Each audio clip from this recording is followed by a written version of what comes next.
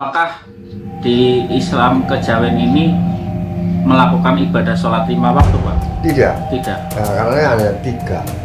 Oh, 3. Iya, zakat, Syahadat, terus zakat, terus puasa. puasa.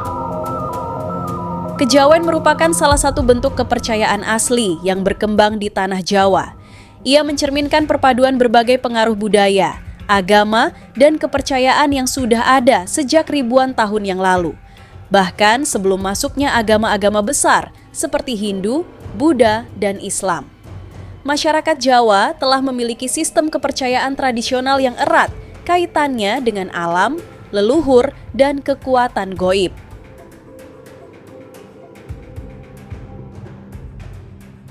Istilah kejawen berasal dari kata Jawa, yang berarti agama ini berkaitan erat dengan budaya, tradisi, dan cara hidup masyarakat Jawa.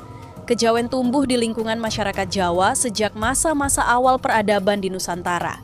Pada awalnya, masyarakat Jawa sangat terikat dengan alam dan bergantung pada kekuatan-kekuatan alam yang mereka percayai memiliki pengaruh besar terhadap kehidupan mereka. Mereka menghormati alam dan entitas-entitas spiritual yang diakini menjaga keseimbangan hidup. Dari sinilah lahir berbagai ritual dan upacara tradisional yang berakar pada kepercayaan akan harmoni antara manusia, alam, dan roh leluhur.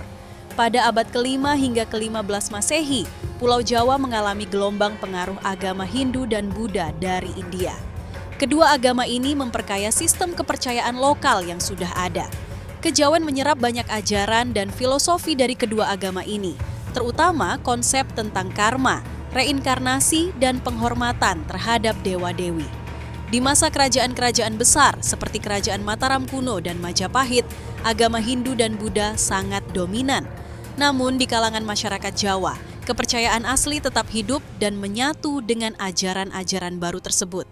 Kejawen yang saat itu dikenal sebagai kepercayaan kapitayan atau keyakinan terhadap satu Tuhan yang abstrak berkembang menjadi sebuah sistem spiritual yang unik yang memadukan unsur-unsur lokal dengan pengaruh India.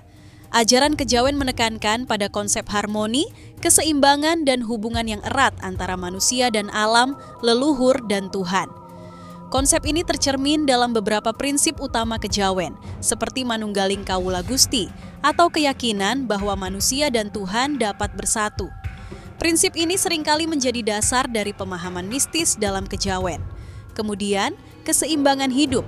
Kejawen sangat menghargai keseimbangan antara aspek jasmani dan rohani, serta hubungan dengan sesama makhluk hidup. Kemudian, penghormatan kepada leluhur. Leluhur dianggap sebagai penjaga dan pelindung keturunan dan berbagai upacara dilakukan untuk menghormati mereka. Ketika Islam masuk ke Jawa sekitar abad ke-13 Masehi, agama ini juga membawa perubahan besar dalam cara masyarakat Jawa memandang kehidupan spiritual. Pada awalnya, Islam disebarkan oleh para pedagang, wali, dan ulama yang berdakwah secara damai. Mereka memperkenalkan ajaran Islam dengan tetap menghormati tradisi dan budaya lokal. Wali Songo, kelompok ulama yang terkenal dalam sejarah Islam di Jawa, menggunakan pendekatan budaya seperti wayang, gamelan, dan seni tari untuk menyampaikan ajaran Islam. Namun masyarakat Jawa tidak sepenuhnya meninggalkan kepercayaan lama mereka. Banyak orang Jawa yang menerima Islam, tetapi tetap memelihara praktik kejawen. Inilah yang kemudian melahirkan fenomena yang disebut sebagai Islam kejawen, yaitu bentuk Islam yang bercampur dengan unsur-unsur tradisional Jawa.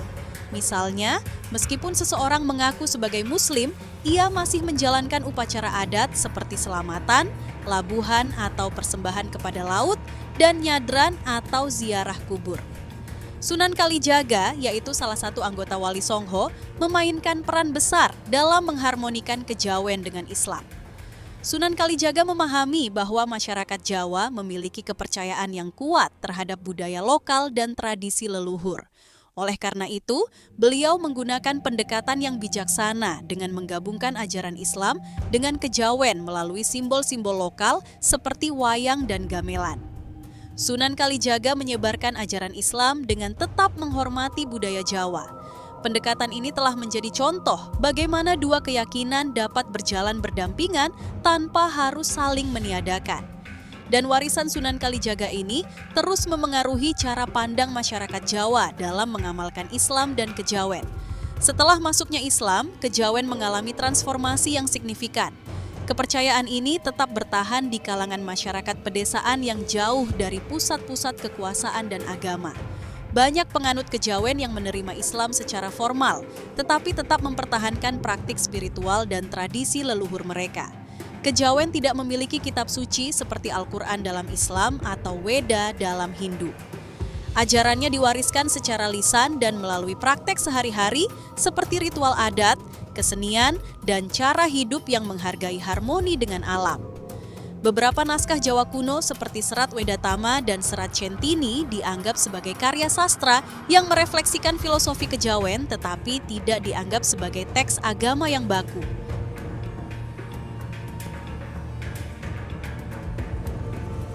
Tokoh seperti dukun atau empu dalam tradisi kejawen dipandang sebagai penjaga warisan spiritual.